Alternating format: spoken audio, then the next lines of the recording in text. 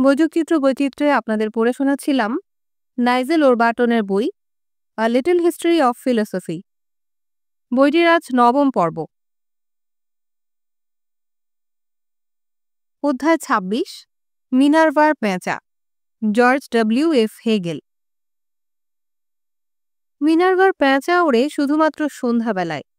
George Wilhelm Friedrich হেগেলের দৃষ্টিভঙ্গি ছিল এমন। হেগেলের জন্ম ১৭৭০ সালে, মৃত্যু ১৮৩১ সালে। কিন্তু এই বাক্যটি দিয়ে তিনি কি বোঝাতে চেয়েছিলেন?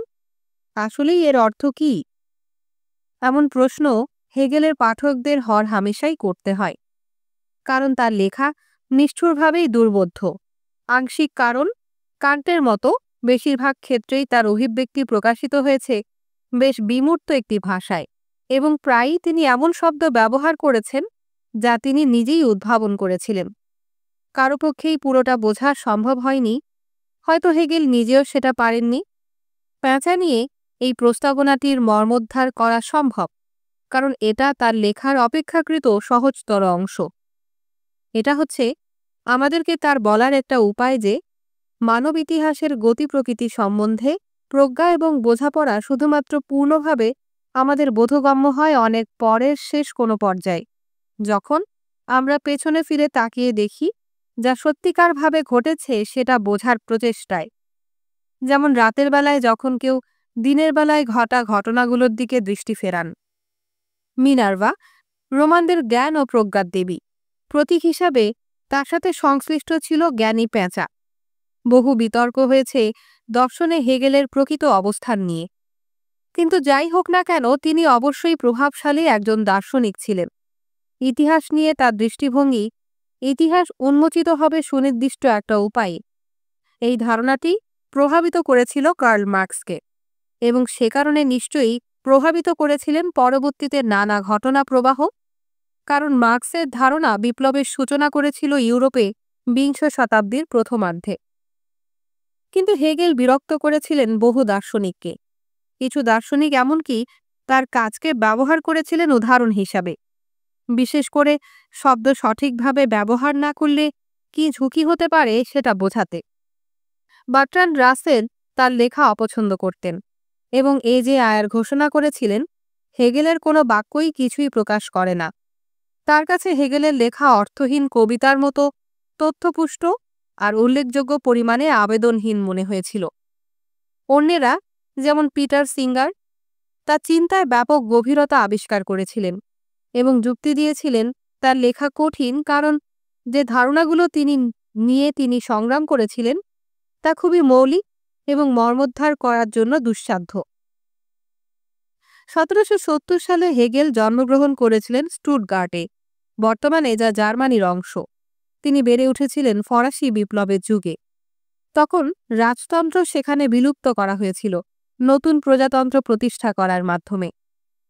তিনি এটাকে চিহ্নিত করেছিলেন আ গ্লোরিয়াস ডন বা চমৎকার উষা লগ্ন হিসাবে, এবং তার সহপাঠীদের নিয়ে ঘটনাটিকে স্মরণ করে রাখার জন্য একটা বৃক্ষ রোপণ করেছিলেন। রাজনৈতিক অস্থিতিশীলতা আর বৈপ্লবিক পরিবর্তনের এই সময়টি তার বাকি জীবনটাকে প্রভাবিত করে রেখেছিল। আসলেই মানুষের মধ্যে সেই সময় একটা বিশ্বাস এসেছিল মৌলিক বহু ধারণাকে প্রত্যাখ্যান করা যেতে পারে, যা এতদিন মনে করা হয়েছে চিরন্তন সত্য। সেটা সবসময় অপরিবর্তনীয় থাকতে হবে এমন কোনো কথা নেই। এখান থেকে যে গুরুত্বপূর্ণ একটা অন্তর্দৃষ্টি আমরা পাই সেটা হচ্ছে আমাদের যে ধারণাগুলো আছে সেগুলো আসলেই যে সময়ে আমরা বাস করি সেই সময়ের সাথে সম্পর্কযুক্ত, এবং ঐতিহাসিক প্রাসঙ্গিকতা ছাড়া তাদের পুরোপুরিভাবে কখনোই বোঝা সম্ভব নয়। হেগেল বিশ্বাস করতেন যে তার নিজের জীবদ্দশায় ইতিহাস একটি গুরুত্বপূর্ণ পর্যায়ে পৌঁছেছে। ব্যক্তিগত স্তরে তিনি অপরিচিত থেকে ক্রমেই খ্যাতিমান হয়ে ওঠেন। ধনাঢ্য পরিবারের গৃহশিক্ষক হিসাবে জীবন শুরু করার পর তিনি একটা স্কুলের প্রধান শিক্ষক হন, এবং অবশেষে তিনি বার্লিন বিশ্ববিদ্যালয়ে অধ্যাপক হয়েছিলেন। হেগেলের কিছু বই মূলত তারই লেখা লেকচার নোট, যেন ছাত্ররা তার দর্শন বুঝতে পারে। তার মৃত্যুর সময় তিনি সুপরিচিত এবং প্রশংসিত দার্শনিক পরিচয়টি অর্জন করেছিলেন। বিষয়টা আসলেই বিস্ময়কর, বিশেষ করে যখন তার লেখা অত্যন্ত জটিল কিন্তু কিছু উৎসাহী ছাত্র তাদের নিবেদিত করেছিলেন তিনি কি পড়িয়েছেন সেটা বোঝা এবং ব্যাখ্যা করার জন্য। তার দর্শনের রাজনৈতিক আর মেটাফিজিক্যাল প্রভাব কি হতে পারে এটা তারাই বের করে এনেছিলেন। হেগেল কান্টের মেটাফিজিক্স বা অধিবিদ্যা দ্বারা দারুণ প্রভাবিত হয়েছিলেন। তবে হেগেল কান্টের নিউমেনাল বাস্তবতার ধারণাটি প্রত্যাখ্যান করেছিলেন। কান্ট যে বাস্তবতার উপস্থিতিকে চিহ্নিত করেছিলেন আমাদের দৃশ্যমান ইন্দ্রিয়গ্রাহ্য বাস্তবতা বা ফেনোমেনাল ওয়ার্ল্ডের আড়ালে। হেগেল নিউমেনা বা যা আমাদের ইন্দ্রিয়গ্রাহ্যতার সীমার বাইরে থেকে অভিজ্ঞতার কারণ হতে পারে এমন ধারণা গ্রহণ না করে দাবি করেন মন যে বাস্তবতার রূপ দিচ্ছে সেটাই হচ্ছে বাস্তবতা, এর বাইরে কিছু নেই। কিন্তু এর মানে এই না যে বাস্তবতা অপরিবর্তনীয় একটি অবস্থায় স্থিতিশীল থাকে। হেগেল বিশ্বাস করতেন সবকিছুই পরিবর্তনের প্রক্রিয়ায় আছে এবং সেই পরিবর্তন রূপ নিতে পারে আত্মসচেতনতার ক্রমান্বয়ের একটি রূপ হিসাবে। আর আমাদের আত্মসচেতনতা নির্ধারণ করে সময়ের যে পর্বে আমরা বসবাস করি তার উপর। গোল ভাঁজ করা দীর্ঘ একটা কাগজ হিসেবে পুরা ইতিহাসকে কল্পনা করুন। আমরা আসলেই বুঝতে পারবো না সেখানে কি আছে যতক্ষণ না অবধি সেই ভাঁজ ক্রমশ উন্মোচিত হয়। যেমন আমরা জানতে পারবো না কি আছে, কি লেখা আছে কাগজটির শেষ প্রান্তে যতক্ষণ না অবধি কাগজটির শেষ প্রান্তটি উন্মোচিত হয়। হেগেল মনে করতেন বাস্তবতা নিজেকে বোঝার লক্ষ্য অভিমুখে সতত গতিশীল। ইতিহাস তাই কোনো অর্থেই র্যান্ডম বা নির্দেশনাহীন নয়, এর একটা লক্ষ্য আছে। আমরা যখন পেছন ফিরে তাকাই আমরা দেখতে পারি এভাবেই এর নিজেকে প্রকাশ করার কথা ছিল। যখন আপনি প্রথম ধারণাটি শুনবেন আপনার কাছে খুব অদ্ভুত মনে হবে। আমি সন্দেহ করছি বহু মানুষ যারা এই লেখাটি পড়ছেন তারা হেগেলের সাথে একমত হবেন না। ইতিহাস আমাদের অনেকের কাছে তেমন যেমন করে হেনরি ফোর্ড এটা ব্যাখ্যা দিয়েছিলেন, একের পর এক ঘটে যাওয়া অর্থহীন ঘটনা প্রবাহ ছাড়া আর কিছুই না। সার্বিক কোনো পরিকল্পনা ছাড়া ঘটা কিছু ধারাবাহিক ঘটনা মাত্র। আমরা ইতিহাস অধ্যয়ন করতে পারি এবং আবিষ্কার করতে পারি নানা ঘটনা প্রবাহের সম্ভাব্য কারণগুলো এবং ভবিষ্যতে কি ঘটতে পারে সেই বিষয়ে ভবিষ্যৎবাণী করতে পারি। কিন্তু তার মানে এই না যে এর একটা অবশ্যম্ভাবী প্যাটার্ন আছে যেমন করে হেগেল ভাবতেন। এর মানে এই না ইতিহাসের কোনো দিকে অগ্রসর হচ্ছে। তবে অবশ্যই মানে এটা নয় যে ধীরে ধীরে এটি তার নিজের সম্বন্ধে আরও সচেতন হয়ে যাচ্ছে। হেগেলের ইতিহাস চর্চা তার দর্শন থেকে ভিন্ন কিছু নয়, বরং এটা ছিল তার অংশ, এর মূল অংশ। তিনি মনে করতেন দর্শন আর ইতিহাস আষ্টেপৃষ্ঠে জড়িয়ে আছে এবং সবকিছু পরিচালিত হচ্ছে ভালো কিছুর দিকে। অবশ্যই এটা মৌলিক ধারণা নয়। ধর্ম ইতিহাসকে এমনভাবেই ব্যাখ্যা করে যেন এটা কোনো একটা বিশেষ দিকে পরিচালিত হচ্ছে, যেমন যীশুখ্রিস্টের দ্বিতীয় প্রত্যাবর্তন। হেগেল খ্রিস্টান ছিলেন কিন্তু তার ধারণা প্রচলিত চিন্তা থেকে দূরে ছিল। তার জন্যে শেষ পরিণতি যীশুখ্রিস্টের দ্বিতীয় প্রত্যাবর্তন নয়। তার জন্যে ইতিহাসের একটি শেষ গন্তব্য বা লক্ষ্য আছে যা এর আগে আসলেই কেউ অনুধাবন করেননি। সেটা হচ্ছে স্পিরিটের ধীর এবং অবশ্যম্ভাবী আত্মসচেতনতা অর্জন, যা আসবে যুক্তির এগিয়ে চলার মাধ্যমে। কিন্তু স্পিরিট কি আর এর আত্মসচেতন হওয়ার মানেই বা কি? জার্মান ভাষায় স্পিরিট শব্দটি হচ্ছে জেস্ট। বিশেষজ্ঞরা অনেকেই একমত হতে পারেননি এর আসলেই সুনির্দিষ্ট অর্থ কি হতে পারে। কেউ এটিকে অনুবাদ করে মাইন্ড হিসাবে, কিন্তু হেগেল আপাতদৃষ্টিতে এটা বলতে বুঝিয়েছিলেন সমগ্র মানবতার একক মনকে। হেগেল আইডিয়ালিস্ট বা আদর্শবাদী ছিলেন। তিনি ভেবেছিলেন যে এই স্পিরিট বা মাইন্ড হচ্ছে মৌলিক এবং এর অভিব্যক্তিকে তিনি ভৌত পৃথিবীতে খুঁজে পেয়েছিলেন। এর ব্যতিক্রম বস্তুবাদীরা বিশ্বাস করেন যে ভৌত বা ফিজিক্যাল বস্তু হচ্ছে মৌলিক।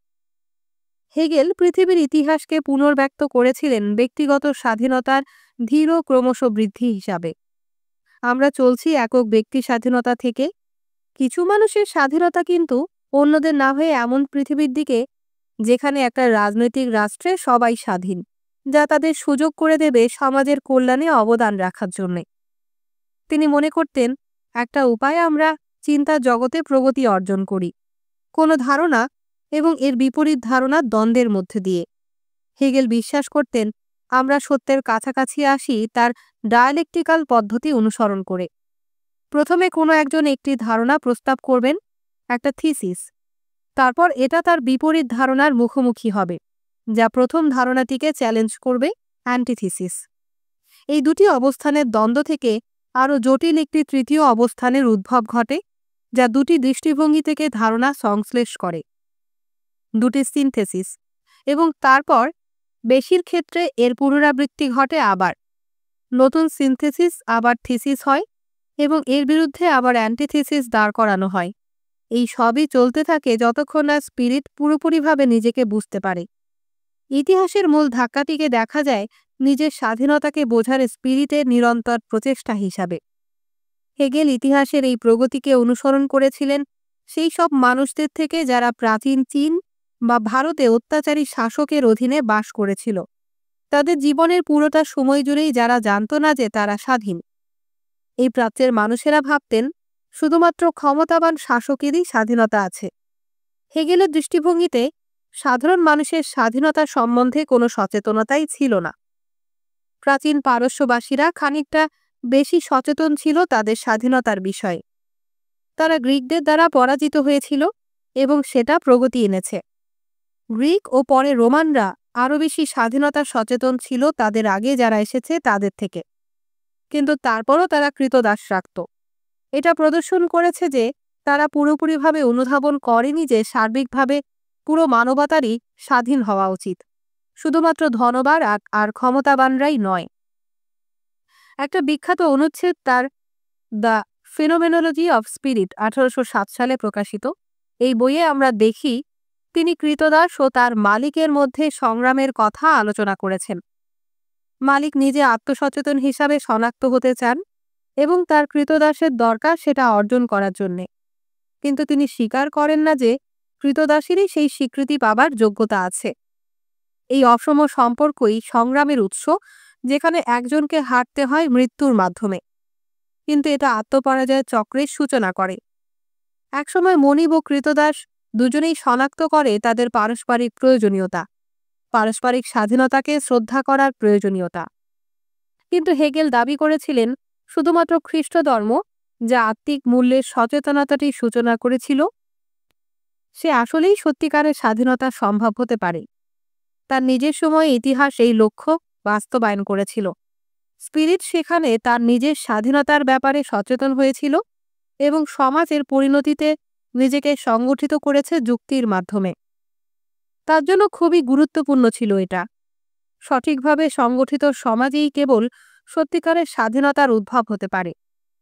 হেগেলের বহু পাঠকদের যা চিন্তায় ফেলেছিল সেটা হচ্ছে যে এমন কোনো আদর্শ সমাজে, যা হেগেল কল্পনা করেছিলেন, যেখানে যারা সমাজের শক্তিশালী সংগঠকদের দৃষ্টিভঙ্গির সাথে সামঞ্জস্যপূর্ণ হবে না, তারা স্বাধীনতার নামে বাধ্য হবে যুক্তিসঙ্গত উপায়ে বেঁচে থাকাটা মেনে নিতে।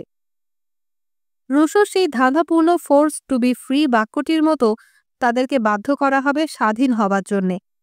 সব ইতিহাসের শেষ পরিণতি দেখা গেছে যে হেগেল নিজেই বাস্তবতার কাঠামোর সম্বন্ধে সচেতন হয়েছেন। তিনি মনে করতেন তার কোনো একটি বইয়ের শেষ পাতাগুলোই তিনি সেটা অর্জন করেছেন। সেটাই হচ্ছে সেই মুহূর্ত যেখানে স্পিরিট প্রথমবারের মতো নিজেকে বুঝতে পেরেছে। প্লেটোর মতো তাহলে হেগেল দার্শনিকদের একটা বিশেষ আসনে আসীন করেছিলেন। প্লেটো মনে করতেন দার্শনিক রাজারাই পারে আদর্শ একটা প্রজাতন্ত্র চালাতে। হেগেলের বিপরীতে ভাবতেন দার্শনিকরা এটা বিশেষ ধরনের আত্ম অনুধাবন করতে পারবেন, যেটি সব ইতিহাসের বাস্তবতার অনুধাবনও। সে ডেলফির সেই অ্যাপোলোর মন্দিরে খোদাই করা নো থাইসেলফ বাস্তবায়ন করার আরেকটি উপায়। তিনি বিশ্বাস করতেন দার্শনিকরাই মানব ঘটনা প্রবাহের মূল স্বরূপের সেই চূড়ান্ত উন্মোচনটি অনুধাবন করতে পারবেন। তারাই কেবল বুঝতে পারেন ডায়ালেকটিক বা দান্দিকতা কিভাবে একটা ধীর বিবেকের জাগরণ সৃষ্টি করে। হঠাৎ করেই সবকিছু তাদের কাছে স্পষ্ট হয়। মানব ইতিহাসের মূল বিষয়টি তারা অনুধাবন করতে পারেন। স্পিরিট ও আত্মবোধ শক্তি সম্পন্নতার একটা নতুন পর্বে প্রবেশ করে। সেটাই ছিল তার তত্ত্ব। হেগেলের বহু ভক্ত ছিল, কিন্তু আর্থার শোপেনহাওয়ার তাদের একজন ছিলেন না। তিনি ভাবতেন হেগেল আসলে দার্শনিক নন মোটেই, কারণ তার সেই ভাবগম্ভীরতা আর সততা ছিল না যে বিষয়গুলো নিয়ে তিনি গবেষণা করেছিলেন।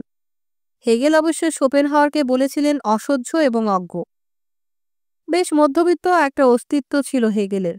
নিজের পেশাগত জীবনের আর আয় রোজগার নিয়ে তিনি বেশ চিন্তিত ছিলেন সারা জীবনই। প্রথমে আমরা তাকে দেখি একটা পত্রিকার সম্পাদক হিসাবে, পরে একটা স্কুলের প্রধান শিক্ষক, পরিশেষে তিনি অধ্যাপক হয়েছিলেন বিশ্ববিদ্যালয়ে। তার মাথার চুলগুলোকে তিনি কখনোই নিয়ন্ত্রণে আনতে পারেননি। বয়স বাড়লে তিনি অপেরার ভক্ত হয়ে পড়েছিলেন, শ্যাম্পেইন পান করতে খুব পছন্দ করতেন। বুদ্ধিবৃত্তিক জগতে অত্যন্ত সাহসী হওয়া সত্ত্বেও বাইরের দিকে তিনি ছিলেন প্রথাগত, শ্রদ্ধাযোগ্য এবং যার জন্য তিনি নিজে বেশ গর্বিত ছিলেন। বিশ্ববিদ্যালয়ে অধ্যাপনা জীবনের সবচেয়ে শীর্ষে তিনি উঠতে পেরেছিলেন। 60 বছর বয়সে বার্লিন বিশ্ববিদ্যালয়ের প্রধান হয়েছিলেন। এর পরের বছরই অবশ্য তিনি মারা যান। তার সমালোচকরা দাবি করেন পশ্চিমা দর্শনে হেগেলের প্রভাবটি ভয়াবহ, কারণ তার লেখা ছিল খুবই জটিল এবং সংশয় উদ্রেককারী, অথচ যখন কিনা তিনি খুব সহজেই আরও বেশি সুস্পষ্ট হতে পারতেন। তিনি মানুষের সেই দুর্বলতার প্রতি, গম্ভীর শোনায় এমন অবদ্ধ গদ্যের প্রতি বিশ্বাস প্রবণতা খানিকটা নতি স্বীকার করেছিলেন। তিনি তার প্রস্তাবনাগুলো প্রায়ই এমনভাবে উপস্থাপন করেছেন যেন মনে হয় গভীর কোনো ভাবনার শনাক্তকারী চিহ্ন হচ্ছে, সেটা কেউ সহজে বুঝতে পারবেন না। এটা তার দর্শনকে অপ্রয়োজনীয় কারণেই খানিকটা দুর্বল করেছিল। আর আরও একটা মূল্য দিতে হয়েছিল। তার মূল্যবান কথাগুলো যা তিনি আমাদের বলতে চেয়েছেন সেটা বেশ দুর্বোধ্য হয়েছিল। তবে তার কিছু শিক্ষা স্পষ্টতই গুরুত্বপূর্ণ, আর আমাদের গুরুত্বপূর্ণ অংশগুলো ইতিহাসে পাওয়া যেতে পারে। হেগেল সেই দুর্লভ দার্শনিকদের একজন, ইতিহাসকে যিনি গুরুত্ব দিয়েছিলেন, কারণ তার সময়ে ইউরোপীয় গ্রহণযোগ্য চিন্তা দাবি করত অতীতের দিকে তাকানোর একটা উপায় হতে পারে আমরা এটাকে যদি অনগ্রসর, প্রিমিটিভ বা আদিম হিসাবে বিবেচনা করতে পারি এবং গর্ববোধ করতে পারি কি পরিমাণ প্রগতি সৃষ্টি করা হয়েছে আধুনিক যুগে এই উত্তরণের জন্যে। কিন্তু হেগেল বিশ্বাস করতে শ্রেয়তর মনে করতেন যে প্রতিটা যুগকে দেখা যেতে পারে একটা বিশেষ ধরনের প্রজ্ঞা বা জ্ঞানের উৎস হিসাবে। এটা সেই দুর্লভ সুস্পষ্টতা দিয়ে প্রদর্শন করতে পারে যে খুব উপযোগী দৃষ্টিভঙ্গি এবং ধারণাগুলো নিমজ্জিত হয়ে থাকতে পারে অতীতে, এবং ইতিহাসের পরবর্তী পর্বে সেগুলো আর পাওয়া যায় না, অথবা আরও বেশি অস্পষ্ট বা বিশৃঙ্খলতা পূর্ণ হয়ে ওঠে। সময়ের অতীতে যাবার তাই প্রয়োজন আছে জিনিসগুলো উদ্ধার করার জন্যে, যা এই তথাকথিত অগ্রসর যুগে এমনকি পাওয়াও যায় না। যেমন আমাদের হয়তো প্রাচীন গ্রিসের ইতিহাসকে ঘাঁটতে হবে, খনি শ্রমিকের মতো খনন করতে হবে সমাজ কেমন হতে পারে সেই ধারণাটিকে পুরোপুরি অনুধাবন করার জন্যে। মধ্যযুগ আমাদের শিক্ষা দিতে পারে অন্য কোনো যুগই যা তেমন করে পারবে না, সেটা হলো সম্ভ্রমবোধের ভূমিকা। অর্থ কিভাবে শিল্পকলার জন্য ব্যবহৃত হবে সেই বিষয়ে অনুপ্রেরণাদায়ক দিক নির্দেশনা আমরা পেতে পারি চতুর্দশ শতকের ফ্লোরেন্সে। এমনকি যদিও সেই সময় নারীদের অধিকার ও শিশুদের প্রতি নিন্দনীয় মানসিকতা প্রদর্শন করেও থাকে। হেগেল মনে করতেন প্রগতি কখনোই সরল রৈখিক নয়। কিছু ক্ষেত্রে বর্তমান হয়তো উত্তম, কিন্তু বহু ক্ষেত্রে এটা অতীতের অন্য অনেক কিছুর চেয়ে অনেক খারাপ হওয়ার সম্ভাবনা আছে। প্রতিটা স্তরে আহরণ করার মতো প্রজ্ঞা আছে, যা আমাদের নির্দেশ করে ইতিহাসবিদদের দায়িত্ব আর কর্তব্যের প্রতি। তাদের দায়িত্ব অতীত থেকে সেই ধারণাগুলো পুনরুদ্ধার করা যাদের সবচেয়ে বেশি প্রয়োজন, বর্তমানে উপেক্ষিত অংশগুলো বা ব্লাইন্ড স্পটগুলোকে পাল্টা ভারসাম্য দেওয়ার জন্যে। এর মানে হচ্ছে যে আমরা নস্টালজিয়া বা স্মৃতিবেদনা হিসাবে চিহ্নিত করতে প্রলুব্ধ হই, সেখানে কিছুটা হলেও প্রজ্ঞা আছে। যদি মানুষরা বলেন 1950-এর দর্শনে জীবন অনেক ভালো ছিল, অথবা যদি তারা ভিক্টোরীয় যুগের মিতব্যয়িতা, স্বনির্ভরতা আর কঠোর পরিশ্রমের মূল্যবোধের প্রশংসা অনেকের জন্য লোভ সংবরণ করা কঠিন হয়ে পড়ে তাদের জানাতে যে ঘড়ির কাঁটা পেছন দিকে নেওয়া যাবে না।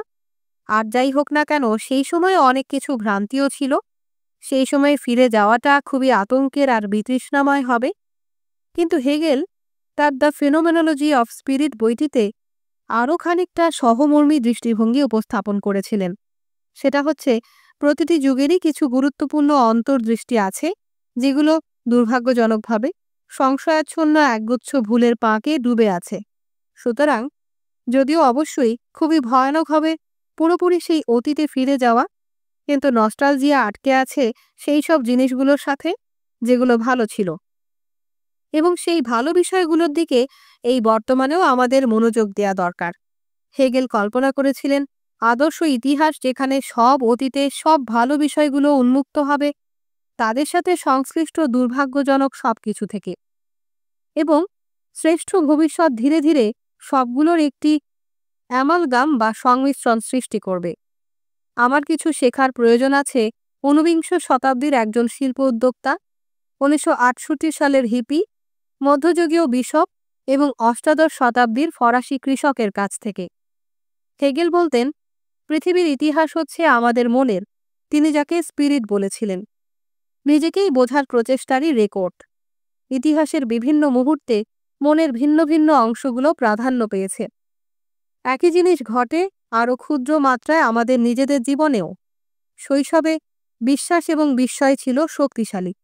শৈশবের শেষ হয়তো নানা অনুশাসনের অনুবর্তী হওয়া, এবং শ্রেষ্ঠতর মনে করি এমন কাউকে সন্তুষ্ট করার বাসনা গুরুত্ব পেয়েছে।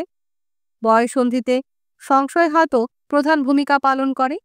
এরপরে হয়তো এমন প্র্যাগম্যাটিজম বা প্রয়োগবাদের পর্ব, অথবা কর্তৃত্বের অভিজ্ঞতা বা মৃত্যুর ভয়।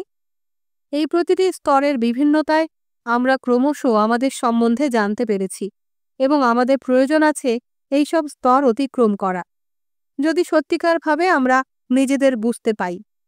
পূর্ণতার আদর্শ চিত্র হবে পুঞ্জীভূত প্রজ্ঞা, সেই সবকটি স্তর থেকে আমাদের আহরিত জ্ঞান। অপছন্দের ধারণাগুলো থেকে শিক্ষা নেয়ার পথ দেখিয়েছিলেন তিনি। বুদ্ধিবৃত্তিক শত্রু, যাদের দৃষ্টিভঙ্গির সাথে আমাদের মতানৈক্য আছে, তাদের থেকে শিক্ষা গ্রহণ করার ব্যাপারে হেগেল বিশ্বাসী ছিলেন। এর কারণ তিনি বিশ্বাস করতেন সত্যের নানা অংশ ছড়িয়ে থাকে, এমনকি অপছন্দনীয় কিংবা অদ্ভুত কোনো জায়গায়। আমাদের উচিত সেগুলো খনন করে বের করে আনা। সবসময় প্রশ্ন করে, what sliver of sense and reason might be contained in otherwise frightening or foreign phenomena. অর্থাৎ ভীতিকর কিংবা অচেনা কোনো ঘটনার মধ্যে জ্ঞান আর যুক্তির কি টুকরো ধারণ করে থাকতে পারে? যেমন জাতীয়তাবাদের বহু ভয়ঙ্কর প্রকাশ আছে, এমনকি হেগেলের সময়েও। সুতরাং চিন্তাশীল মানুষ প্রলুব্ধ হয় এই ক্ষেত্রটিকে তাদের চিন্তা থেকে পরিহার করার জন্যে। কিন্তু হেগেলের প্রস্তাবনা ছিল আমাদের জিজ্ঞাসা করা উচিত ভালো কোনো ধারণা অথবা গুরুত্বপূর্ণ কোনো সেই প্রয়োজনীয়তা লুকিয়ে থাকতে পারে জাতীয়তাবাদের রক্তাক্ত ইতিহাসের মধ্যে, যে প্রয়োজনটি এখন অপেক্ষায় আছে স্বীকৃতি ও বিস্তারিত ব্যাখ্যার প্রত্যাশায়। তিনি প্রস্তাব করেছিলেন কোথা থেকে আমরা এসেছি মানুষের সেই বিষয়টি নিয়ে গর্ব করার প্রয়োজনীয়তা, তাদের নিজেদের অর্জনের বাইরে বৃহত্তর কিছুর সাথে নিজেদের পরিচিতি অনুসন্ধান, তাদের সেই আত্মপরিচয়কে আত্মকেন্দ্রিকতার বাইরে কোথাও নোঙর করার বাসনা হচ্ছে এটি। তিনি প্রস্তাব করেছিলেন এমন কোনো কিছু যা গুরুত্বপূর্ণ আর মূল্যবান রয়ে যায়, এমনকি যখন কোনো বিশেষ ভয়ঙ্কর আন্দোলন আর রাজনীতিবিদরা এই প্রয়োজনীয়তাকে তাদের নিজেদের স্বার্থে ব্যবহার করে, এটি পরিচালনা করে সর্বনাশা পরিণতির অভিমুখে। হেগেল সেই ধারণার বড় সমর্থক ছিলেন। আসলেই গুরুত্বপূর্ণ ধারণাগুলো সেই সব মানুষের কাছে পাওয়া যায় যারা এমনকি ঘৃণারও অযোগ্য। হেগেল বিশ্বাস করতেন পৃথিবী প্রগতি অভিমুখে চলে এক চরম অবস্থা থেকে অন্য চরম অবস্থার দিকে ঝুঁকে পড়ার মাধ্যমে, যেন সে এর অতীতের ভ্রান্তি শোধরাতে বাড়াবাড়ি করে ফেলার চেষ্টা করছে। তিনি প্রস্তাব করেন যে সাধারণত প্রায় 3টি বড় পরিবর্তন দরকার হয় কোনো একটা বিষয়ে সঠিক ভারসাম্য খুঁজে পেতে। এই প্রক্রিয়াটির তিনি নাম দিয়েছিলেন ডায়ালেকটিক, হেগেলীয় ডায়ালেকটিক, যা ব্যাখ্যা করেছিলেন হাইনরিশ মোরিৎজ শালিবাউস 3টি ডায়ালেকটিক স্তরের বিকাশ হিসাবে: একটি থিসিস যা এর বিরুদ্ধে প্রতিক্রিয়া সৃষ্টি করে, একটি অ্যান্টিথিসিস যা থিসিসটির বিরোধিতা বা নাকচ করে। এই দুটি অবস্থানের টানাপোড়েনের সমাধান হয় একটি সিনথেসিস বা সংশ্লেষ প্রক্রিয়ায়। যদিও মডেলটি হেগেলের নামে, তিনি নিজে এটা এভাবে ব্যবহার করেননি। হেগেল কান্টকে এই শব্দগুলো সৃষ্টি করার কৃতিত্ব দিয়েছিলেন। হেগেলের নিজের মডেলটি ছিল abstract negative concrete. Thesis antithesis সিনথেসিসের মডেলটির ব্যাখ্যা দেয় না কেন কোনো থিসিসের একটি অ্যান্টিথিসিস দরকার, তবে অ্যাবস্ট্রাক্ট নেগেটিভ কনক্রিট মডেলটি প্রস্তাব করে যে কোনো থিসিসের একটি ভ্রান্তি বা অসম্পূর্ণতাকে। যে কোনো থিসিস শুরুতে খুবই বিমূর্ত। সেখানে নিরীক্ষা, ভুল অথবা অভিজ্ঞতালব্ধ নেতিবাচক বিষয়গুলো চিহ্নিত থাকে না। হেগেলের মতে কনক্রিট, সিনথেসিস বা অ্যাবসোলিউট এবং অবশ্যই নেগেটিভ পর্যায়ে অতিক্রম করতে হবে এর পূর্ণতা পেতে হলে। তার নিজের সময়ে তিনি দেখিয়েছিলেন যে সরকার ব্যবস্থায় উন্নতি হয়েছে, কিন্তু সেটা প্রত্যক্ষভাবে না। ত্রুটিপূর্ণ, দম বন্ধ করা, পক্ষপাতদুষ্ট অষ্টাদশ শতাব্দীর সেই সিস্টেমটি উত্তরাধিকার সূত্রে এসেছিল প্রথাগত রাজতন্ত্র থেকে, যা অবলুপ্ত করেছিল ফরাসি বিপ্লব। যে বিপ্লবের প্রতিষ্ঠাতা পিতারা সংখ্যাগরিষ্ঠ মানুষকে সত্যিকারের কণ্ঠ দিতে চেয়েছিলেন, কিন্তু যা প্রতিনিধিত্বমূলক সরকারে শান্তিপূর্ণ উত্থান হবার কথা ছিল, সেটি রূপান্তরিত হয়েছিল অরাজকতা, বিশৃঙ্খলতা আর সন্ত্রাসে। এটি সুযোগ করেছিল নেপোলিয়নকে ক্ষমতা দখল করার জন্যে, যিনি শৃঙ্খলা এনেছিলেন, সুযোগ করে দিয়েছিলেন প্রতিভা আর যোগ্যতা অনুযায়ী সুযোগ পাওয়ার জন্যে। কিন্তু তিনি ক্ষমতার সীমানা অতিক্রম করেছিলেন, রূপান্তরিত হয়েছিলেন একজন সামরিক দুঃস্বপ্নের, যা বাকি ইউরোপকে ত্রাসের মধ্যে রেখেছিল। যে স্বাধীনতাকে তিনি ভালোবাসেন বলে প্রচার করতেন, সেটাকেই তিনি পদদলিত করেছিলেন। অবশেষে আধুনিক ভারসাম্যময় সংবিধানের আবির্ভাব ঘটে, এমন একটি বন্দোবস্ত যা বুদ্ধিমত্তার সাথে ভারসাম্য খুঁজে পেয়েছিল জনপ্রিয় প্রতিনিধিত্বের সাথে সংখ্যালঘুদের অধিকারে এবং একটা মোটামুটি কেন্দ্রীয় ক্ষমতায়। কিন্তু এখানে পৌঁছাতে সময় নিয়েছিল কমপক্ষে 40 বছর এবং অপরিমাপযোগ্য রক্তপাত ও সংঘাত। আমাদের নিজের সময়ে চিন্তা করে দেখুন যৌনতার প্রতি গঠনমূলক মানসিকতাটি গড়ে ওঠার মন্থর প্রক্রিয়াটির কথা। ভিক্টোরীয় পর্বে অনুশাসন ছিল তীব্র মাত্রায়, কিন্তু 1960-এর দশকে দেখা যায় বেশি মাত্রায় উদার। দুটি চূড়ান্ত পর্যায়ের মধ্যে একটি ভারসাম্যের দিকে হয়তো আমরা অগ্রসর হচ্ছি।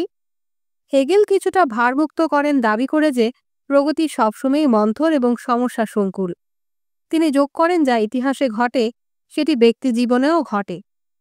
আমরাও খুব ধীরে শিখি, অনেক বড় মাত্রায় সংশোধনী সহ। আমাদের আবেগীয় জীবনের বিকাশের কথা ধরুন। আমাদের 20-এর দশকের হয়তো এমন কারো সাথে ছিলাম যে কিনা তীব্র আবেগীয়, আমাদের নিজেদের শ্বাসরুদ্ধ মনে হয়েছিল।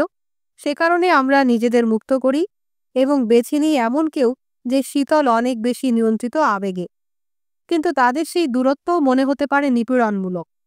আমাদের বয়স হয়তো 50 অতিক্রম করতে হবে এই বিষয়টি মোটামুটি একটি ভারসাম্যে আনতে। মনে হতে পারে হতাশাজনকভাবে সময় নষ্ট করছি আমরা, কিন্তু হেগেল দাবি করেছিলেন যে একটা ভুল থেকে অন্য একটি ভুলে যন্ত্রণাময় পদক্ষেপ অবশ্যম্ভাবী, যা আমাদের প্রত্যাশা ও যার সাথে সমঝোতা করতে হবে যখন আমরা আমাদের জীবন নিয়ে পরিকল্পনা করব, অথবা ইতিহাস বইয়ের অথবা রাতের খবরের বিশৃঙ্খল জটিলতা নিয়ে ভাবব। হেগেল বিশ্বাস করতেন শিল্পকলার উদ্দেশ্য আছে, আর্ট ফর আর্টস সেক বা শিল্পের জন্য শিল্প ধারণাটিকে প্রত্যাখ্যান করেছিলেন হেগেল। তার গুরুত্বপূর্ণ একটি কাজ, দ্য ইন্ট্রোডাক্টরি লেকচার্স অন অ্যাস্থেটিক্সে তিনি দাবি করেন যে চিত্রকর্ম, সঙ্গীত, স্থাপত্য, সাহিত্য ও ডিজাইন সবকিছুরই একটা বড় দায়িত্ব আছে। শিল্পকলা হচ্ছে the census presentation of ideas. শিল্পকলার উদ্দেশ্য হেগেলের মতে সবসময় চমকে দেবার মতো অথবা নতুন কোনো ধারণা সৃষ্টি করা নয়, বরং ভালো, গুরুত্বপূর্ণ এবং সহায়ক ভাবনাগুলো আমরা প্রায়ই যা ইতিমধ্যে জানি সেটিকে আমাদের মনের আরও গভীরে প্রথিত করা। প্রতিষ্ঠান এবং এর শক্তি সম্বন্ধে হেগেলের ইতিবাচক ধারণা ছিল। একজন মানুষের অন্তর্দৃষ্টি গভীর হতে পারে, কিন্তু সেটি অকার্যকর এবং ক্ষণস্থায়ী হবে যদি তা প্রাতিষ্ঠানিক রূপ না পায়। যীশুখ্রিস্টের যন্ত্রণাভোগ ও সহমর্মিতার প্রয়োজন হয়েছিল ক্যাথলিক চার্চের, যা বিশ্বের কাছে সেটি উপস্থাপন করেছিল। শৈশবে জটিলতা সংক্রান্ত ফ্রয়েডের ধারণা সত্যিকারভাবে গঠনমূলক শক্তি হতে পারেনি যতদিন না সেগুলো সংগঠিত, সম্প্রসারিত এবং প্রাতিষ্ঠানিক রূপ পেয়েছিল লন্ডনের টাভিস্ট্রোক ক্লিনিকে। বিষয়টি হচ্ছে, কোনো ধারণাকে সক্রিয় এবং কার্যকরী হতে হলে অনেক কিছুর প্রয়োজন আছে, সেগুলো শুধুমাত্র সঠিক সেটা ছাড়াও। এই লক্ষ্যটাই হেগেল বারবার বহুভাবেই বলেছিলেন। কোনো একটা সমাজের জন্য গুরুত্বপূর্ণ করে তুলতে হলে এর একটা প্রাতিষ্ঠানিক রূপ দেয়া জরুরি, কারণ প্রতিষ্ঠান কোনো ব্যক্তি বিশেষের চেয়ে বেশি সময় দিতে পারে সেই ধারণাটির পূর্ণতা পাবার সময় দেবার ক্ষেত্রে। তার মতে কোনো একটি প্রতিষ্ঠানের মূল কাজ হচ্ছে সমাজের মূল শক্তিগুলোকে আরও শক্তিশালী করে তোলা। এবং কোনো একটি প্রতিষ্ঠান তার পথ হারায় যখন গভীর কোনো উদ্দেশ্য থাকে না। সুতরাং কোনো একটি সমাজে নতুন প্রয়োজনগুলো যখনই শনাক্ত করা হয়, আদর্শ উপায় হবে তাদের নতুন প্রতিষ্ঠান গঠনে সহায়তা করা। ইদানিং যেমন আমরা বলতে পারি, আমাদের বড় নতুন প্রতিষ্ঠানের দরকার আছে যারা পারস্পরিক সম্পর্ক, ভোক্তাদের শিক্ষা, পেশা নির্বাচন, মানসিক অবস্থা ব্যবস্থাপনা কিংবা কিভাবে আমরা অপেক্ষাকৃত কম ক্ষতিগ্রস্ত শিশুদের প্রতিপালন করতে পারি। হেগেল আধুনিক জীবনের একটা গুরুত্বপূর্ণ বৈশিষ্ট্যের ওপর নজর দিয়েছিলেন। আমরা প্রগতি আর উন্নতি চাই, কিন্তু আমরা সারাক্ষণই মুখোমুখি হই দ্বন্দ্বের এবং ব্যর্থতার। তার অন্তর্দৃষ্টি হচ্ছে বৃদ্ধির জন্য দরকার ভিন্ন ভিন্ন ধারণার সংঘর্ষ। সে কারণে এটি কষ্টকর আর ধীর। কিন্তু একবার যখন আমরা সেটা জানতে পারি, আমাদের সমস্যাকে আর জটিল করার প্রয়োজন নেই তাদের অস্বাভাবিক ভেবে। হেগেল আমাদের আরও সঠিক এবং তারপরও আমাদের পক্ষে নিয়ন্ত্রণ করা সম্ভব দৃষ্টিভঙ্গি দিয়েছিলেন আমাদের জন্যে, আমাদের সমস্যার জন্যে এবং ইতিহাসে আমাদের অবস্থানের জন্যে। অধ্যায় ২৭, বাস্তবতার ক্ষণিক দর্শন, আর্থার শোপেনহাওয়ার। জীবন যন্ত্রণার এবং না জন্মানো সম্ভবত সবচেয়ে ভালো হতো। খুব কম মানুষেরই এমন হতাশাবাদী দৃষ্টিভঙ্গি আছে, কিন্তু আর্থার শোপেনহাওয়ার ১৭৮৮ থেকে ১৮৬০ তার তেমন ছিল। তার মতে, আমরা সবাই কোনো কিছু পাবার কামনা এবং পাবার পর আবারও আরও বেশি কিছু কামনা করার আশাহীন চক্রে আবদ্ধ হয়ে আছি। আমাদের মৃত্যু অবধি এটা চলমান। যখনই মনে হয় আমরা যা চাই সেটা পাই, আমরা অন্য কিছু পাওয়ার বাসনা অনুভব করতে শুরু করি। আপনি হয়তো ভাবছেন আপনি সন্তুষ্ট হবেন একজন লক্ষ্যপতি হলে, কিন্তু বেশিদিন আপনার সন্তুষ্টি থাকবে না। আপনার যা নেই বা যা পাননি, আপনি সেটাই কামনা করতে শুরু করবেন। মানুষ এমনই, আমরা কখনোই সন্তুষ্ট নই। আমাদের যা আছে তার চেয়ে বেশি কামনা করতে আমরা কখনোই থামাতে পারি না। পুরো ব্যাপারটাই খুব হতাশাজনক। ঊনবিংশ শতাব্দীর এই জার্মান দার্শনিক আজও চিন্তার জগতে স্মরণীয় হবার দাবি রাখেন। তার সবচেয়ে সেরা কাজ the world as will and রিপ্রেজেন্টেশনে অন্তর্ভুক্ত অন্তর্দৃষ্টিগুলির জন্যে। শুনলে যতটা মনে হতে পারে শোপেনহাওয়ারের দর্শন কিন্তু এত বেশি হতাশাপূর্ণ নয়। তিনি ভাবতেন, আমরা যদি বাস্তবতার সত্যিকারের প্রকৃতিটা শুধুমাত্র শনাক্ত করতে পারি, তাহলে খুব ভিন্নভাবে আচরণ করতাম এবং হয়তো মানব পরিস্থিতির অপেক্ষাকৃত বিষণ্ণ, হতাশাজনক কিছু পরিস্থিতি এড়াতে পারতাম। তার বার্তাগুলো বুদ্ধের বার্তার বেশ কাছাকাছি। বুদ্ধ শিক্ষা দিয়েছিলেন যে আমাদের পুরো জীবনটাই যন্ত্রণার, আর আরও গভীরতর স্তরে এমন কোনো কিছু নেই যাকে আমরা বলতে পারি দ্য সেলফ। যদি আমরা সেটা শনাক্ত করতে পারি, তাহলে আলোকপ্রাপ্ত হতে পারব। এই সদৃশতা কাকতলীয় নয়, বেশিরভাগ পশ্চিমা দার্শনিকদের ব্যতিক্রম। প্রাচ্যের দর্শন নিয়ে প্রচুর পড়ালেখা করেছিলেন শোপেনহাওয়ার। তার ডেস্কের ওপর এমনকি একটা বুদ্ধের মূর্তি ছিল, তার আরেক প্রিয় দার্শনিক কান্টের মূর্তির ঠিক পাশে, এবং যিনি তাকে বিশেষভাবে প্রভাবিত করেছিলেন। শোপেনহাওয়ারই প্রথম পশ্চিমা দার্শনিক যিনি বুদ্ধের দর্শন নিয়ে সত্যিকারভাবে ভেবেছিলেন। তার চিন্তাকে এমনকি পড়া যেতে পারে বুদ্ধের চিন্তায় আলোকপ্রাপ্ত হতাশাবাদের ব্যাখ্যা অথবা প্রতিক্রিয়া হিসাবে। কিন্তু কান্ট বা বুদ্ধের ব্যতিক্রম শোপেনহাওয়ার বেশ খানিকটা বিষণ্ণ, আত্মাভিমানী এবং বেশ জটিল ছিলেন তার আচরণে। বার্লিনে যখন প্রভাষকের একটা চাকরি পেয়েছিলেন, তিনি তার প্রতিভা নিয়ে এতই আত্মবিশ্বাসী ছিলেন যে তিনি দাবি করেছিলেন তার লেকচারগুলো যেন ঠিক সেই সময়ে দেওয়ার ব্যবস্থা করা হয় যখন হেগেলের লেকচার হয়। অবশ্যই এটা তার সেরা ধারণা ছিল না, কারণ হেগেল খুবই জনপ্রিয় ছিলেন তার ছাত্রদের কাছে। বলতে গেলে কেউই শোপেনহাওয়ারের লেকচারে উপস্থিত হননি।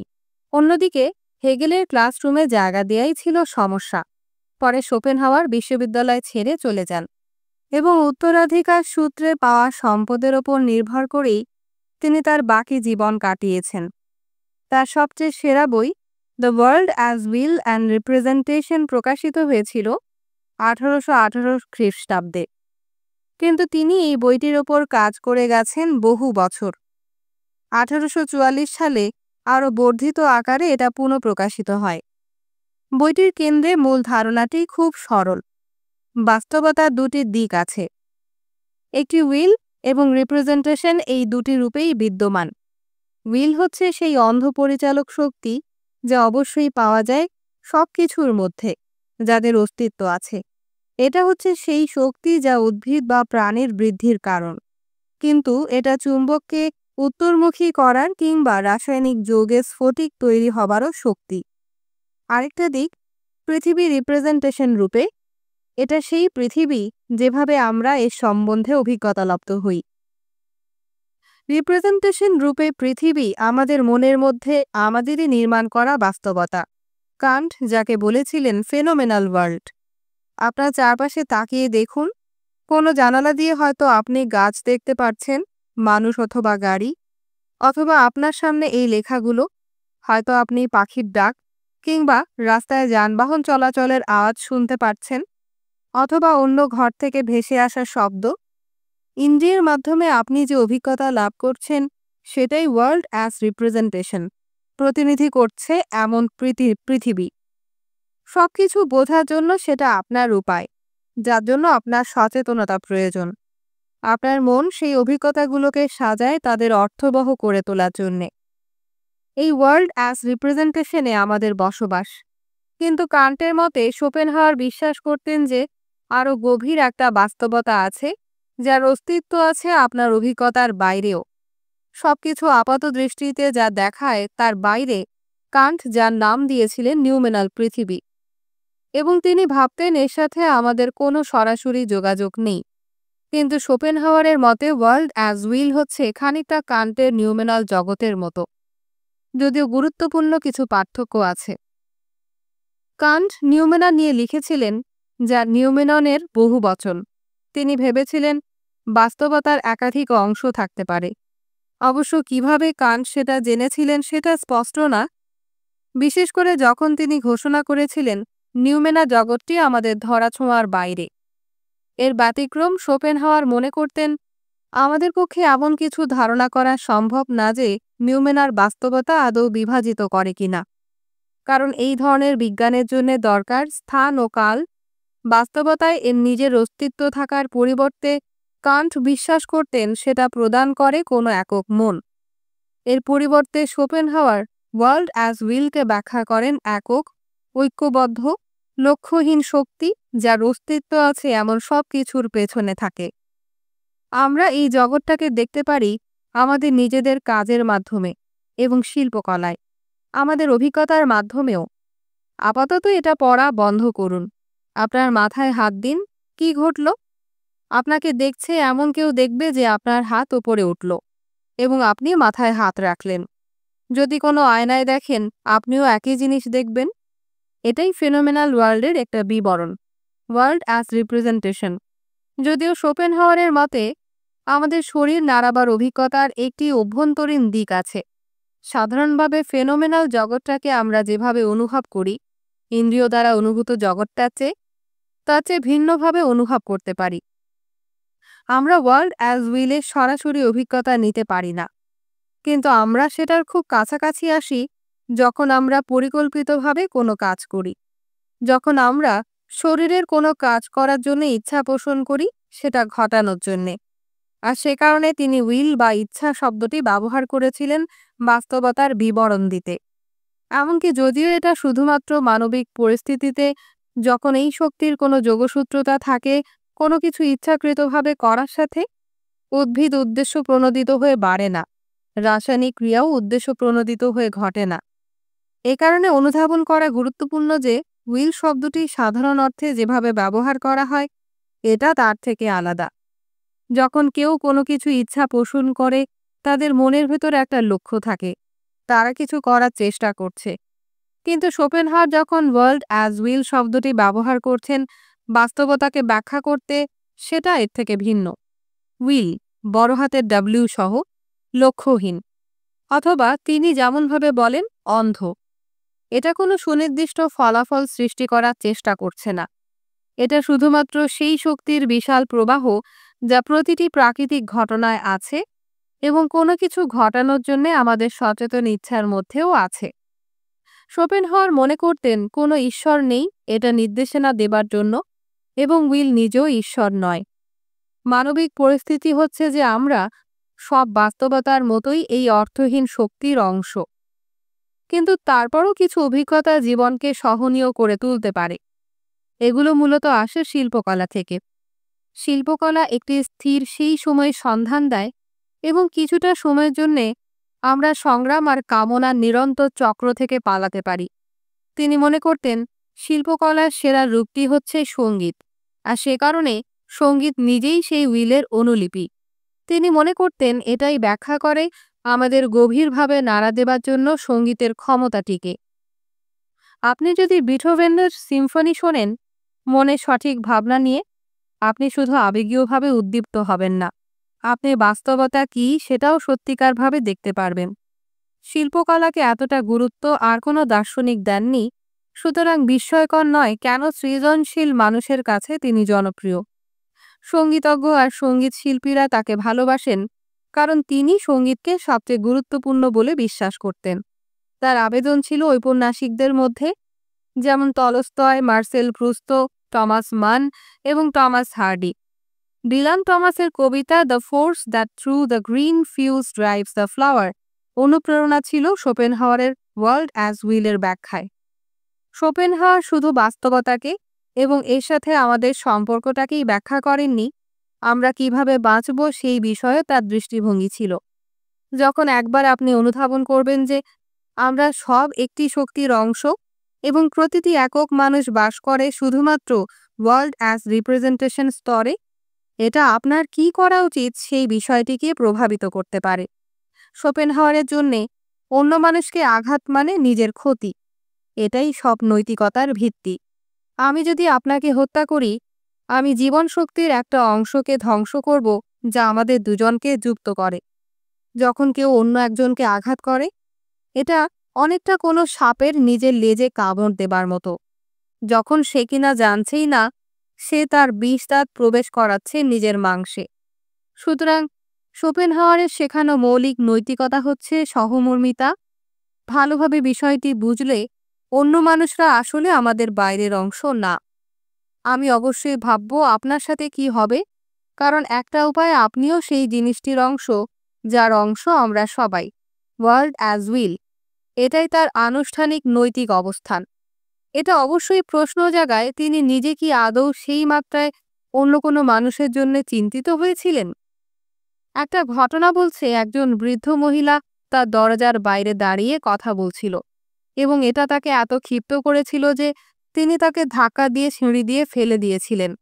মহিলা আহত হয়েছিল এবং আদালত শোপেনহাওয়ারকে নির্দেশ দিয়েছিলেন আজীবন তাকে ক্ষতিপূরণ দিয়ে যাবার জন্যে। কয়েক বছর পর বৃদ্ধা মারা গেলে তিনি কোনো সহমর্মিতা দেখাননি, বরং একটি ঠাট্টা ছড়া লিখেছিলেন তার ডেথ সার্টিফিকেটে, অবিটানাস অবিটানস, যার অর্থ বৃদ্ধ মহিলা মারা গেলেন, বোঝাও চলে গেল। আরও একটা চূড়ান্ত উপায় আছে বাসনার চক্রটির সাথে সমঝোতা করার। এর মধ্যে বন্দী হতে না চাইলে পুরোপুরিভাবে আমাদের পৃথিবী থেকে মুখ ফিরিয়ে নিতে হবে এবং সন্ন্যাসী হতে হবে। দরিদ্রতায় আর যৌনতা পরিহার করে জীবন কাটাতে হবে। এটা তিনি মনে করতেন আদর্শ উপায় আমাদের অস্তিত্বের সাথে খাপ খাইয়ে নেবার জন্যে। এই সমাধানও একটা বিকল্প পথ হিসাবে চিহ্নিত করেছে প্রাচ্যের ধর্মগুলো। তবে তিনি কখনোই সন্ন্যাস ব্রত গ্রহণ করেননি, যদিও বয়স বাড়ার সাথে সাথে সমাজ থেকে নিজেকে গুটিয়ে নিয়েছিলেন। জীবনের বেশিরভাগ সময় তিনি মানুষের সঙ্গ উপভোগ করেছেন, প্রেম করেছেন, ভালো খেয়েছেন। তার পাঠকরা তাকে ভণ্ড হিসাবে চিহ্নিত করার জন্যে খুবই প্ররোচনা বোধ করতে পারেন। আসলে হতাশাবাদের মূল সুর যা তার লেখার মধ্যে আমরা দেখি তা এত বেশি তীব্র কোনো জায়গায় অনেক পাঠকই ভেবেছেন যদি তিনি সত্যি সৎ হতেন তাহলে আত্মহত্যা করতেন। আমার ১৭তম জন্মদিনে শোপেনহাওয়ার তার আত্মজীবনীতে লিখেছিলেন, তীব্র হতাশা আমাকে আক্রান্ত করেছিল, ঠিক যেমন বুদ্ধকে তার তারুণ্যে আক্রান্ত করেছিল, যখন তিনি অসুস্থ, বার্ধক্য, দুঃখ আর মৃত্যু দেখেছিলেন প্রথমবারের মতো। সত্যিটা হচ্ছে এই পৃথিবী কোনোভাবেই সবচেয়ে দয়ালু কোনো সত্তার কাজ হতে পারে না, বরং এটা কোনো শয়তানের সৃষ্টি, যিনি জীব সৃষ্টি করেছেন তাদের যন্ত্রণায় ভুগতে দেখে তৃপ্তি পাবার বাসনায়। এবং বুদ্ধের মতো এটাই তার লক্ষ্য ছিল, এই দুঃখ আর যন্ত্রণার ব্যবচ্ছেদ করা। এই কষ্ট থেকে মুক্তি পাওয়ার জন্য কোনো সমাধান খুঁজে বের করা। বহু বিশ্ববিদ্যালয়ে শোপেনহাওয়ারকে যেভাবে পড়ানো উচিত সেভাবে পড়ানো হয়নি, বরং বেশ একাডেমিকভাবে তাকে উপস্থাপন করা হয়েছে জটিলতর ব্যাখ্যায়। অনেকেই মনে করেন এটা তার পরিচিতি বেশ সীমিত করেছিল, কিন্তু তিনি আসলে বুদ্ধের মতোই আরও বেশি অনুসারী পাওয়ার যোগ্যতা রাখেন। খুব সহজভাবে তার দর্শন শুরু হয়েছিল সেই প্রাথমিক বা মৌলিক শক্তিকে নাম দেবার মাধ্যমে, যা আমাদের সবার মধ্যেই আছে। তার মতে যা অন্য যে কোনো কিছুর চেয়ে সবচেয়ে শক্তিশালী, আমাদের চিন্তা করার ক্ষমতা, যুক্তি, নৈতিকতাবোধ, যাকে তিনি নাম দিয়েছিলেন উইল টু লাইফ। এটা সেই নিরন্তর শক্তি যা আমাদের সামনের দিকে চালিত করে, আমাদের অস্তিত্বে আঁকড়ে থাকে, আমাদের সুবিধাগুলোর দিকে নজর দেয়। এটি অন্ধ, খুব দৃঢ় প্রতিজ্ঞ। তার মনে এই উইল টু লাইফ আমাদের মনকে যেদিন বেশি মনোযোগ দিতে বাধ্য করে, সেটা হচ্ছে যৌনতা। কৈশোর থেকেই এই উইল আমাদের ভেতরে একটানা তাড়না সৃষ্টি করে, আমাদের ভাবনাকে যৌনতার দিকে পরিচালিত করে, বাধ্য করে আমাদের অদ্ভুত সব কাজ করাতে। শোপেনহাওয়ারের মতে সবচেয়ে অদ্ভুততম কাজটি হচ্ছে প্রেমে পড়া। শোপেনহাওয়ার ভালোবাসাকে বেশ শ্রদ্ধা করতেন, যেমন শ্রদ্ধা আমাদের দেখানো উচিত ঘূর্ণিঝড় অথবা কোনো বাঘকে।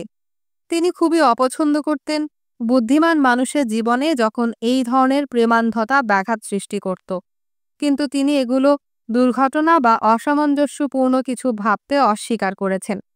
তার দৃষ্টিতে ভালোবাসা যুক্ত উইল টু লাইফের সাথে, তথা আমাদের জীবনের সবচেয়ে গুরুত্বপূর্ণ এবং দুর্বিষহ মূল প্রকল্পটির সাথে, সন্তানের জন্ম দেয়া। ভালোবাসা নিয়ে এত হট্টগোল কেন? কেন এত অত্যাবশ্যকীয়তা, শোরগোল, পরিশ্রম আর উদ্বেগ? তিনি জানতে চেয়েছিলেন কারণ সকল প্রেমের চূড়ান্ত লক্ষ্য আসলে আরও গুরুত্বপূর্ণ কারো জীবনের অন্য সব লক্ষ্যের চেয়ে, এবং সে কারণে এটা অনুসরণ করার কাজটি করতে হবে গভীর ভাবনাসহ। রোমান্টিকরা জীবনে আধিপত্য বজায় রাখে, কারণ তিনি মনে করেন এর মাধ্যমে পরবর্তী প্রজন্ম কেমন হবে সেটা অন্তত নির্ধারিত হয়, অর্থাৎ অনাগত সময়ের মানবজাতির বিশেষ গঠন আর অস্তিত্ব। অবশ্যই আমরা ভবিষ্যৎ শিশুদের নিয়ে কদাচিৎ ভাবি, যখন কারো প্রতি আমরা আকর্ষণ অনুভব করি, কিন্তু শোপেনহাওয়ার ভাবতেন এর কারণ আমাদের বুদ্ধিবৃত্তি বিচ্ছিন্ন থাকে এর নিজের উইলের সত্যিকার প্রতিজ্ঞা আর গোপন সিদ্ধান্তগুলো থেকে। কিন্তু কেন এই প্রতারণার আদৌ দরকার পড়ে? কারণ তার মতে আমরা কখনোই নির্ভরযোগ্যভাবে প্রজনন করি না, যদি না প্রথমে এবং আসলেই আক্ষরিকভাবে আমাদের কাণ্ডজ্ঞান হারিয়ে ফেলি।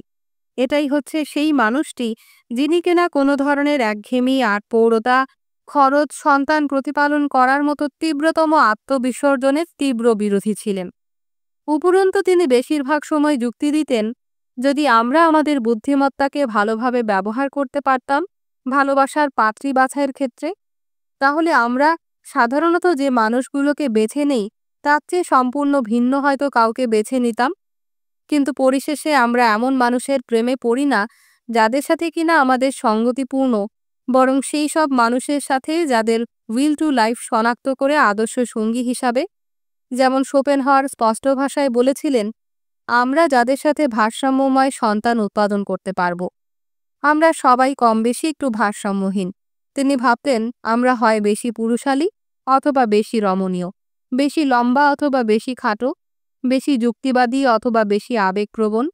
যদি এইসব ভারসাম্যহীনতাকে টিকে থাকতে অনুমতি দেয়া হয় বা বাড়িয়ে তোলা হয়, পরের প্রজন্মে মানবজাতি খুব দ্রুততম সময়ে অদ্ভুত হয়ে যাবে।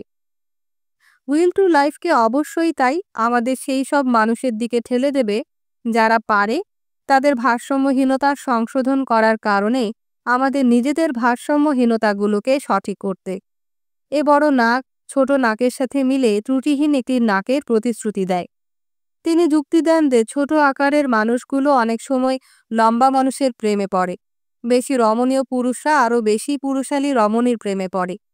দুর্ভাগ্যজনকভাবে তার এই আকর্ষণ তত্ত্বের পরিণতিতে শোপেনহাওয়ার খুব হতাশাময় একটা উপসংহারে আসেন, যেটা হচ্ছে কোনো একটা ব্যক্তি যে কিনা ভারসাম্যময় সন্তান উৎপাদনে খুবই যোগ্য, প্রায় কখনোই, যদিও আমরা সেই সময় বিষয়টি অনুধাবন করিনি কারণ উইল টু লাইফ আমাদের অন্ধ করে রাখে, প্রায় কখনোই আমাদের জন্য খুব বেশি যোগ্য নয়। আমাদের খুব অবাক হলে চলবে না যে বন্ধু নয় এমন মানুষের মধ্যে বিবাহে তার মনে ভালোবাসা সেই সব মানুষদের উপর এর প্রভাব ফেলে যৌনতা ছাড়া, যারা ঘৃণাপূর্ণ, এবং আমরা এমনকি পছন্দও করব না। কিন্তু প্রজাতির উইল এত বেশি শক্তিশালী সেই একক ব্যক্তির চেয়ে যে প্রেমিক যুগল সবকিছুই উপেক্ষা করে, ভুল বিচার করে, দুর্বিষহ একটা বিষয়ের প্রতি চিরকালই তারা অন্ধ হয়ে থাকেন।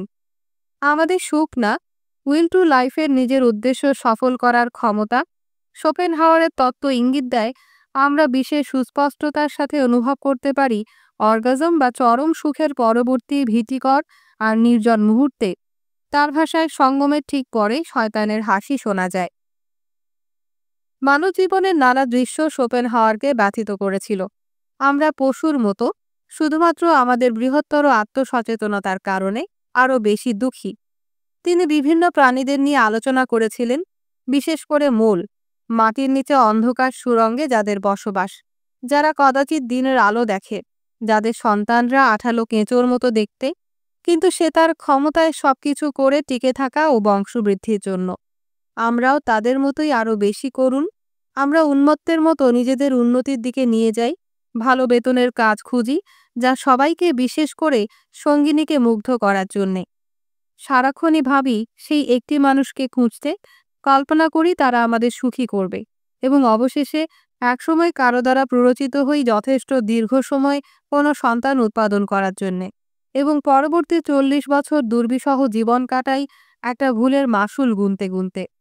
শোপেনহাওয়ার খুব সুন্দরভাবে ও রসিকতার সাথে মানব প্রকৃতি নিয়ে নেতিবাচক ধারণাগুলো লিখেছিলেন।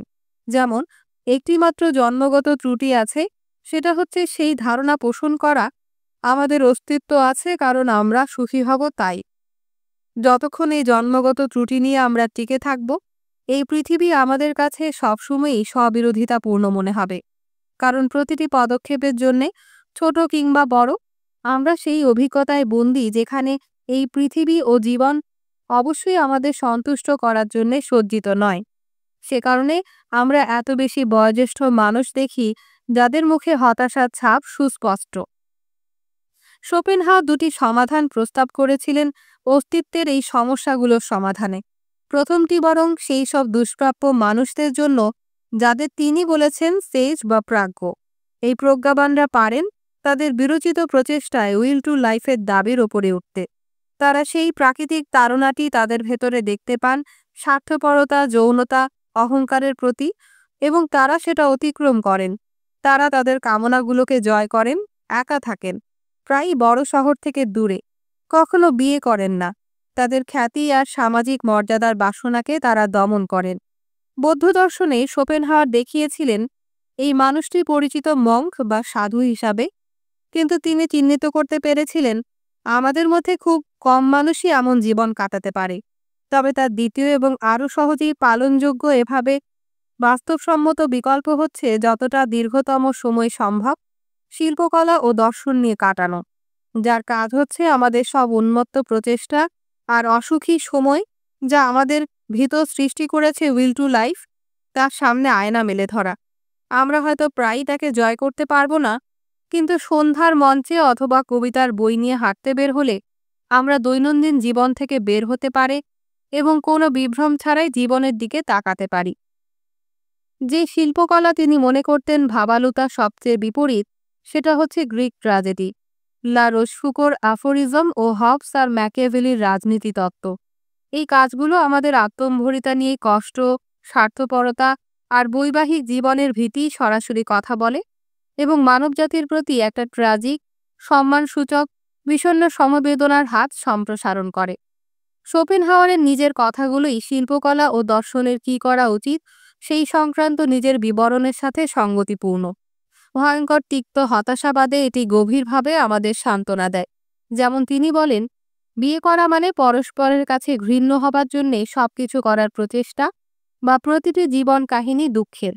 জীবনের নিজস্ব কোনো মূল্য নেই, শুধুমাত্র চাহিদা আর মায়া এটাকে চলমান রাখে। বহু সময় চেষ্টা করে কাটানোর পর, তারপরও বিখ্যাত হতে ব্যর্থ হবার পর, এবং চেষ্টা করেও ভালো সম্পর্ক পেতে ব্যর্থ হবার পর, তার জীবনের শেষে শোপেনহাওয়ার ধীরে ধীরে পাঠক পেয়েছিলেন যারা তার লেখা ভালোবেসেছিল। ফ্র্যাঙ্কফুর্টে একটা ছোট অ্যাপার্টমেন্টে ছোট একটা কুকুরকে নিয়ে তার জীবন কেটেছে। যার নাম দিয়েছিলেন আত্মা, বৌদ্ধ দর্শনের বিশ্ব আত্মা থেকে অনুপ্রাণিত হয়ে। কুকুরটি তার প্রতিবেশীদের ছেলেমেয়েরা ডাকত মিসেস শোপেনহাওয়ার নামে। ৭২ বছর বয়সে নীরবে তিনি মারা যান। তিনি আমাদের সময়ের প্রাজ্ঞ ছিলেন এমন কেউ যার আবক্ষ মূর্তি তার প্রিয় বুদ্ধের মূর্তির মতোই সর্বব্যাপী ও শ্রদ্ধেয় হবার দাবি রাখে।